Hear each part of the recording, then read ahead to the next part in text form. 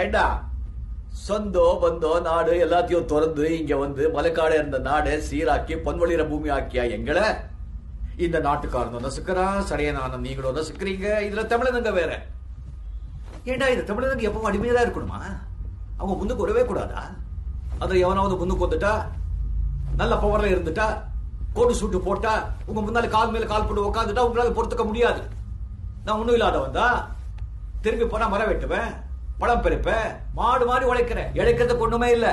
நான் முன்னுக்கு வருந்தா உனக்கு பிரச்சனை என்ன? நான் முன்னுக்கு வர வேண்டாம், கோட் சூட்டு போட வேண்டாம், கால் மேல கால் போட்டு உட்கார வேண்டாம், ஸ்டைலா கத்தா. அது மேல பொறுத்துக்க முடியல. சாவுடா.